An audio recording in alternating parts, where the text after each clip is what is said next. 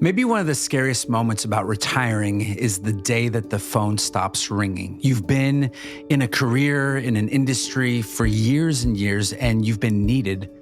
But one day, nobody's calling you, and it feels like nobody needs you anymore. You know, when the title's gone, the calendar starts to open, and for the first time in decades, you can end up at this point where you don't really quite know who you are anymore. Jim West, he spent a lifetime building things in business, in ministry, in leadership, and he launched something called the Barnabas Group. And really, out of that, helped shape countless ministries and led people toward purpose. But when he stepped away, just 2 weeks after his retirement, he was told that he had throat cancer. And all of a sudden, the plans for retirement disappeared overnight. Today, Jim talks about what happens when God rewrites the second half of the story and what it means to hand off a ministry, to face mortality, and to rediscover purpose when no one's asking for your advice anymore. This is Life After Ministry. I'm Matt Davis. Let's get into it with Jim West.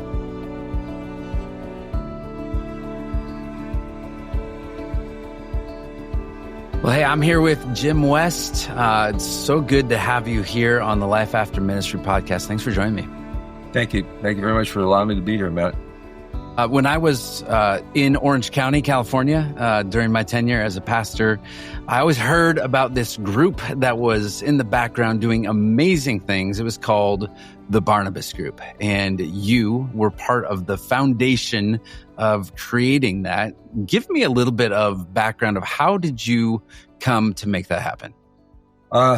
Two guys, Alan Pott and Jeff McKelps, encouraged me to become part of the master's program, which Bob Shank had just started. And so I signed up and became, one of the members of the first class that Bob ever had. I think it was about 65 of us, 70 of us that were part of it. All of us were friends of Bob's. I was probably the only person there that didn't know who Bob was, and had the pleasure of really getting to know Bob and going through that, 3-year program with him. And honestly, meeting a lot of incredible people that had followed Bob, incredible Christians for a long time. When I got through with that, and I would encourage anybody that doesn't know about the master's program to look into it. It's a great program. I highly recommend it. But Bob called me up and said, "Hey, I want to sit down with you and talk to you about an idea I have." So Bob and I went to lunch and told me he wanted to start a second ministry to build off of the master's program called the Barnabas Group. So I said, "Well, what is it? Tell me about it." He goes, "Well, I don't really know what it is." And I said, "Well, let me ask you this. How many hours a week will I have to work?" And he said, "Well, probably only 1 day a week." And I said, "What's it pay?" He said, "About $1,000 a month." And I said, "Well, sign me up." And I had no idea what I was getting into. And it wasn't a 1 day a week job. It was a 7 day a week job. But it was obviously changed my life. And I can't even imagine what my life would be if I'd never met Bob Shank. And you know Bob and how many people he's influenced, and so many people would say the same thing. Yeah, you are not the first, and no. I am an alumni of the master's program myself, and yeah, so incredible person, incredible influence, not just in Orange County, but it spreads all the way throughout there. So you went from the promise of 1 day to 7 days, and probably he kept the promise of $1,000, probably stayed $1,000, right? For quite a while. Yeah. That's what it's like when you're founding and you're starting something. Yeah. And so I really want to lean in on this conversation because you founded something, and that something years later is still going. But you're not in that organization anymore. And so there's this tension that takes place, especially with founders of, there is a day when you're not going to be in that ministry anymore. In fact, anybody who's listening right now, doesn't matter what position you find yourself in today, I promise you at some point you're not going to be in that position anymore, because in life we have changes. Transition is just a normal part of life, but how we go through it and how we experience it truly makes all of the difference. And so at what point does this idea for you start to hit that I'm not going to be here forever? And how did you start to think about what that exit plan looked like? Boy, it's kind of a long answer, but probably 5 years before I, passed the baton to, the people that took over after me in both San Diego and Orange County. And it was founded in Orange County, but 7 years after we did that, it had been pretty successful, very successful, actually. The San Diego Master's Program graduated the first one, and they wanted to start a Barnabas Group. And so that started, and I ended up running both of them, which was pretty easy because you could do concurrent meetings and get the same speakers and things like that. But 5 years before, I just came to the realization, which kind of the obvious, I'm not going to live forever. I'm not going to have the same energy as I always have. And that our board needed to figure out what they were going to do for succession. And so we talked about it at our board meeting. My board chair at that time said, we need to go out and hire a search firm and find somebody right away. And I said, wait a minute. I didn't say I was retiring tomorrow, but we got 5 years. Let's think about it. And how do we want to do it? So that process took about 5 years. When we finally found the right person in Orange County, it was 2021 that I did pass the baton on to Russ Klein, and Russ has done a great job. But as a founder, you're handing your baby off to somebody else. I can remember my words to Russ on the stage as I gave him a baton. I said, here's my baby. Don't drop the baby on its head. And that's just what you feel as a founder. But God and God's wisdom, and two and a half weeks after I passed that baton, I found out I had throat cancer. And immediately when someone tells you you've got cancer, and as a matter of fact, when he came in, he said, you need to go home and prepare your will and estate. So it's kind of a, you're going to die message. Your whole outlook changes. I no longer, had to worry about, how the coffee was served or what the tablecloths looked like. At a Barnabas Group meeting, I had bigger fish to fry, and that's how do I get through this cancer journey. And I took off and went to MD Anderson down in Houston, lived there for a couple months and got through it, but found out that the recovery was tougher and longer than the actual cancer treatment, which was very, very hard. And that took probably, as I look back on it now, a good 12 months or so to really regain my strength, my vitality, things like that. So I didn't have a chance to focus a lot on what was going on with the Barnabas Group. What I realized, and I just realized this, I went to 2 Barnabas Group meetings this past 2 weeks. And San Diego, very similar to the way we used to run it. Orange County has a lot of differences. I may or may not agree with some of the differences. Some of them are great. Some of them I wouldn't agree with. But ministry is being done. God is using the Barnabas Group to impact not only the ministries that they serve, but more importantly, even the people that are part of the Barnabas Group. They're allowing those folks to still continue to get involved with ministries, which then in turn draws them close to the Lord. And the Barnabas Group's growing. There's 5 or 6 branches right now. They're going to add 2 more branches next year. And I need to sit back as a founder and not worry about our things changing, because they are. There's different generations that do things differently, and they've got different ideas. But God is still going to use that in His wisdom and His way to have an impact on, as I said, both the partners of the Barnabas Group and the ministries that they serve. And that, took some maturity on my part to figure that out. And I wish I'd have figured that out sooner. But like I say, God's wise and kept me away from them, so I didn't disrupt everything and make a fool of myself. So I'm curious, like from a personal standpoint, what is it like to say that the Barnabas Group is growing without Jim West? How does that feel? Is that okay? Or is it does it hurt? Is that hard? Like, what is that like? I'm okay with that. And it's funny, Matt, that you asked that question. I'm very aware of a pull on me to how can I help them grow? In other words, I've actually tried to think in the last 2 weeks, how do I let those folks know that if they need me, if I can help in any way, if I can, whatever I can do to help it grow, to help new guys or gals start a group in their area, I'm willing to do that and take whatever time it is. I don't want to be paid for it. I just want to see it grow so that that legacy lasts and more people are impacted for the kingdom. So I don't have an issue with it. Doesn't make me jealous. Doesn't make me feel bad. Makes me feel actually good. And hopefully there's an opportunity for me to help them grow. I'm not the speaker Bob Shank is. And, Bob's an incredible, gifted speaker. Bob goes around, travels around, challenges the different groups. And I wish I had that ability, but I'm probably better behind the scenes. It's kind of a huge wake up call. You pass the baton and then immediately find out the course of your life, the plans that you had for what that next season was going to look like, immediately took a turn.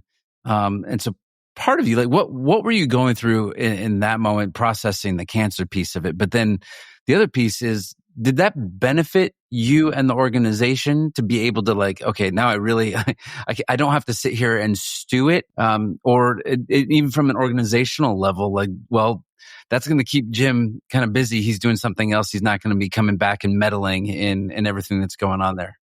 Yeah, I think you said perfectly. I'm not going to come back and meddle in things. And I think that was very, very wise on God's part. I would have probably had a much harder time keeping my hands off of things or saying things or putting my foot in my mouth. And I'm glad that I didn't have that. I was protected from doing that. But the initial, I don't know that there's certainly a shock when someone tells you got cancer. But I watched my dad when he found out he had cancer, and he broke down and cried, and it was a very, very difficult moment in his life. The 20-some years, 21 years or whatever it was that I was with the Barnabas Group really allowed me to draw closer to God and to trust God. So by the time I was told I had cancer, I had full faith that God was either going to get me through it and continue to use me, or he was going to take me home. And, nobody's clamoring to get back from heaven to earth. So I do believe that it's better there than here. I'm okay with that. I don't want to leave my loved ones, my wife, my kids and family and that. But, if that's my time and that's where I'm going to go, I'm fine. But I tried to make the best of it back there. I just talked to some folks from MD Anderson yesterday, and one of the doctors I talked with asked me about my experience, and it asked me when I went into it, what was my attitude? I said, probably couldn't have been any better. I mean, my attitude when I went back there was, how do I make the life of the nurses and the doctors and the people the technicians and stuff that are going to be treating me, how do I make their day better by me? I didn't need to come in all disgruntled and discouraged and think I'm going to die. I wanted to come in happy and telling jokes and making their day, good and uplifted. And, honestly, I wouldn't trade that experience, that cancer and that cancer journey and the recovery for anything. I wrote a book on it, and I said, the title of my little book was, It's the Best Year of My Life, because I certainly drew closer to God through that experience, even closer than I was before. But when you have cancer, you're going to lean into the Lord. This conversation is actually hitting me in a couple different ways. As of today, my middle son turns 18 years old, and I've had several different notifications of, like, Apple has told me that he is now responsible for all of his own account. He doesn't have to ask me for permission for things. I'm like, wow, thanks a lot, Apple. Yeah. But and my wife is probably struggling with it a little bit more today of, like, this, he's not my baby anymore. He's an adult and all of this kind of stuff. But at the same time, my dad is actually getting treatment today for recurring cancer that's taking place for him. And my dad and I are in ministry together as well. And we have a nonprofit together. And, we're thinking through, you have to talk through some of these questions of transition. As you look back on that season, I'm curious, number one, I'll just ask one question at a time because I have like 30 going. What did you think that you were going to do if it wasn't cancer? How did God reveal what that next season looked like? Because it's a place I think a lot of people, they get stuck and they don't actually move forward. They don't step down because they don't feel like they've had the download from the Lord on, this is what I have for you next. For whatever reason, the way I'm wired, I trust God to make the right decisions and do the right things. I stepped out of that without something else to step into.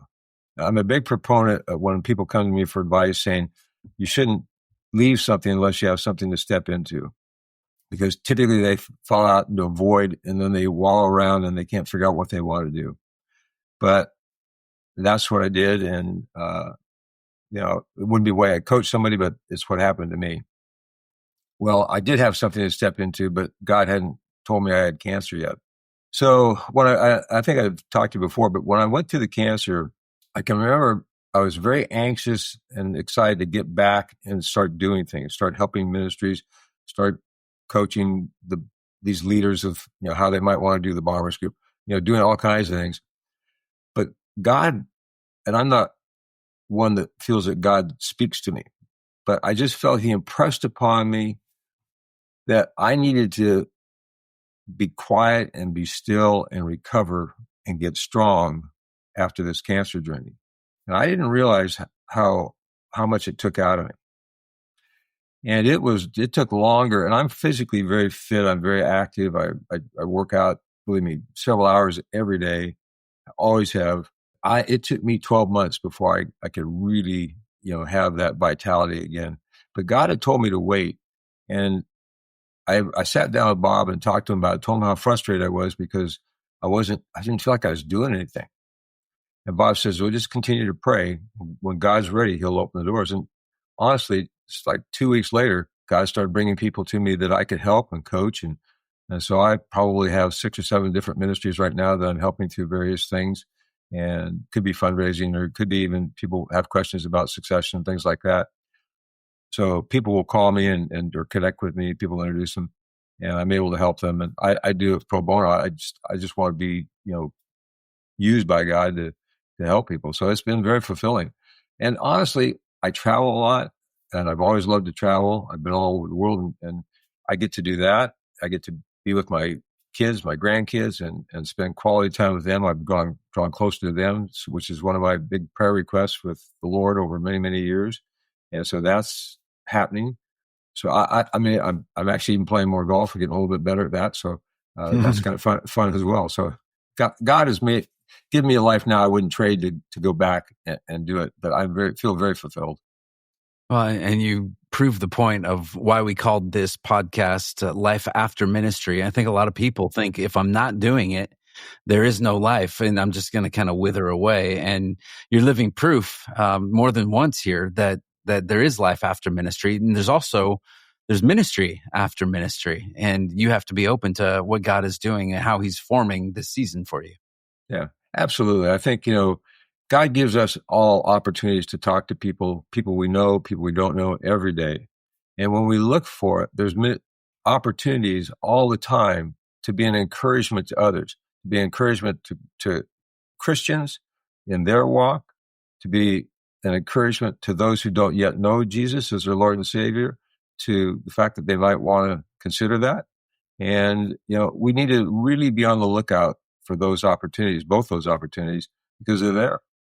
Let's say a leader comes to you. They could be a founding leader. They could just be the one who's running their nonprofit, their church, even their organization, their business. And they come to you and they say, hey, so you've come out, you've had a transition and you've moved into this new season. Based on how things went for you in the transition of coming out, what's something that you would absolutely do again to make that transition a better one? And what's something that you would never do again? Well, those are 2 good questions. What would I do again? I'm a big believer in prayer, and I believe prayer works. And I think spending quality, quiet time with the Lord, talking to him about it, and really getting deep with, what you're thinking, what you're feeling, the fact that I'm disappointed, I'm jealous, I'm upset, I don't want to do this.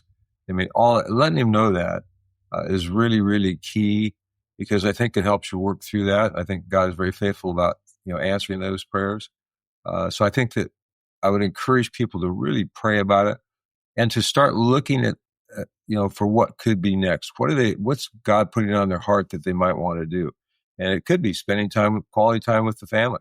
Maybe that person has devoted so much time to their ministry or their business that they really have not spent the time that they needed to with their family. They haven't built into that. They haven't had the impact that they want. And it's now that opportunity to do that. What would I do differently? I watched a good friend of mine go through handing the baton off on another ministry to someone else. And he even to this day, 5, 6, 7 years later, really is discouraged about how that went and doesn't agree with it. But that's going to happen. I'm glad that process for me is a lot shorter than it was. It if I had to do it over, it would certainly, I would realize what I'm getting into, and I would step out probably quicker and know which directions to go in. That my life's going to be okay. That there, as you said, there's life after ministry. There's life after ministry. There's ministry after ministry, and just I'm so 100% sure of that, and just know that, and it'll happen. Yeah.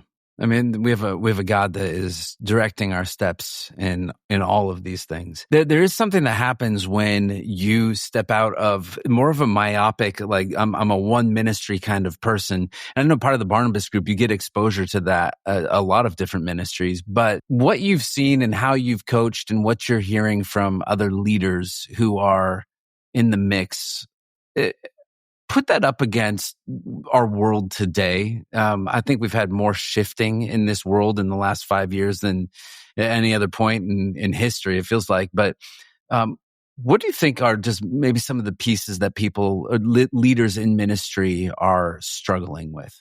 So many parts to that question. To your point, one of the things I realized after being with the Barnabas Group, I got to know a lot of ministry leaders very, very well. And I found that every ministry leader thought the ministry they were leading was the most important and the most impactful ministry in the world. And that's amazing to me. I thought they all can't be the most impactful ministry in the world, or the most people that needs them, God the most. There's so many ways that God can touch people. And you see, with the Barnabas Group, we probably interviewed over 2,000 ministries to present to the Barnabas Group. So I heard everything from a young gal, 20-year-old gal, who wrote an opera that she used and performed in, and she was very good, to, share the gospel with other people her own age, an opera. Well, that was just mind-blowing. I never would have imagined that. But so you hear every idea in the world, and you realize there's a lot of stuff out there that I would have never thought of that God put on somebody else's heart to do, and they're all good ideas. And there's no best. What do ministry leaders need? Typically, what you hear more and more, and you hear it either overtly or underneath the surface, is they're looking for funds. And I don't believe that God's going to run out of money. God will fund what God wants to fund. And it's just, I've heard that said many times, and it's really, really true. I think a lot of what ministry leaders need is coaching, and they need encouragement, and they need somebody, business type people, to come alongside them who will encourage them and give them good direction in how best to run the ministry and to grow it. And business people need to also realize that ministries don't grow like businesses grow. Okay, because profit's not the measure of success. Change lives is a measure of success. But business people can really help a ministry leader by coming along beside them, learning about the ministry, helping them grow it, praying with them, and being very careful about how they influence that ministry. And that, in turn, they're going to be hugely impacted as well. That's what we found in the Barnabas Group. You've just mentioned it, a couple of outlets in your life that have brought you some joy. One is working out, and the other is travel. And we see a lot of leaders who are, and I think both of those, they speak to your health and your vitality. What role have those played for you, and why do you think leaders need something like that? How have those benefited you, and what would you encourage those leaders who are, because you have the everyday draw and drain of ministry? How have those been something that's served you in those positions? Well, I think one thing it does is it keeps you healthy, both physically and mentally. When I was 12 years old, I started doing judo and did martial arts really all my life. I still teach judo, teach jiu-jitsu. And, I actually competed in it up until about 4 or 5 years ago. And I won several world championships in that, placed in the judo world championships several times. But having that interest, which is very, very different than ministry, is healthy because it gives you something else to focus on. It introduces you to a whole new group of people that most of them don't know the Lord. And they're going to have problems in their lives. And when they see how you handle problems, they're going to come to you and, ask you what's going on. I'll give you an example. The young man that owns our jiu-jitsu school, great guy, he's like a son to me, but really had no interest in the Lord. He saw me go through the cancer journey and saw that I fully leaned into the Lord and trusted him for what was going on. And he had a life-changing experience a couple of years ago with a marriage, and brought him to his knees and ended up accepting Christ, because of that, because of how he saw I went through that journey. So you have a chance to impact a whole bunch of other people if you have other interests and other things. Plus, it keeps you healthier. I see a lot of ministry leaders that are so focused on their ministry and they're so driven to do everything they need there. There's no outlet. There's no outlet for them to, go and be healthy and be around other folks. I think it's really, really important to be multifaceted. Yeah. You've been to, am I getting this right? 100 countries you've traveled? Probably 100. Yeah, over 100. Is that an addiction? Has it been an outlet for you, or what have you learned in the travel? I learned that it's like an addiction, and it's like, eating great food. You keep going back and doing it over and over again. My wife and I love to hike, and we do a lot of biking as well. And so we've hiked all over the world. We've hiked Everest Base Camp, and we hike a lot in England because there's incredible hiking trails all over. And England's not the flat country everybody thinks it is. We've done a 630-mile hike there that's got the same elevation gains because of the ups and downs as hiking from sea level to the top of Mount Everest and back down 4 times. It's called the Southwest Coast Path, and we've done that twice. A beautiful hike. The ocean's on one side of for 630 miles. You can't get lost. But honestly, those are incredible opportunities to spend a lot of time just walking and talking to the Lord and talking to your spouse. And just, to me, there's nothing better than being with my wife and talking to the Lord and looking at the great scenery he's created. Yeah. I'm thankful for the conversation. If you had something to say, would you speak to that leader who's coming up against a season of transition, whether they are choosing to get out, whether they've been forced out, whatever that might look like? What advice would you give for them in that season? I think there's a bit of a difference. If I'm choosing to get out, I hope that you've got at least 1 or 2 people that you can. Thank you, Matt. Thank you, Jim. So, and walk with you as you go through that. And obviously, using somebody like you guys to help them do that and ask them the right questions, which let them make the decisions that will put them on the right path, is really, really important. Way more important than I would have ever thought, 5 years ago. It's to have that guide that will go through there. John Pearson helped me, and it was an incredible blessing to me, and continues to be in that whole transition thing. Keep you sane. So I think that be the advice that I would give people is, if you're choosing to get out, get someone to walk alongside you, somebody or a couple people, or someone like you guys. And if you're being forced out, then you've got less time, and obviously it's a shock. And I can't even imagine. I've never been let go from a role, but so I can't imagine the shock that is to somebody. I've had to, unfortunately, lay people off when I was in the workplace industry, and that's never, ever easy because, of all the things. So that would be, I don't know that you have time to go find somebody that you can walk through that with at that point in time, unless they can connect with somebody like yourself.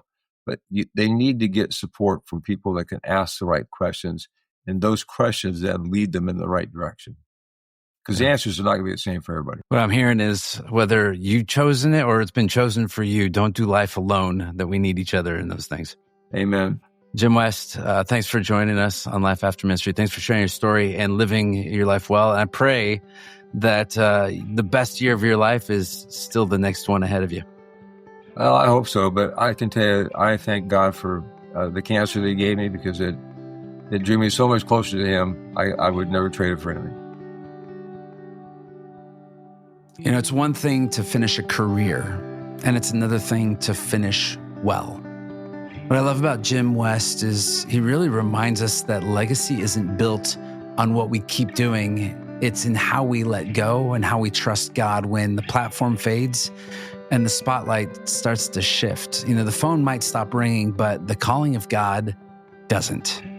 If you're in a season of transition, stepping away, being asked to leave, or you're facing what's next, I just want you to know you don't have to walk through that alone. You can visit ministrytransitions.com to connect. You can donate to support a leader who's in transition but doesn't have the funds to be able to help themselves. Or you could schedule a confidential conversation about what might be ahead. And you can also explore resources and links from Jim's story on our website at ministrytransitions.com, and go to the blog section and we'll have some things there for you as well. So thanks for listening. May you find peace and courage for whatever comes next, and know that God is always there with us. This is the Life After Ministry podcast.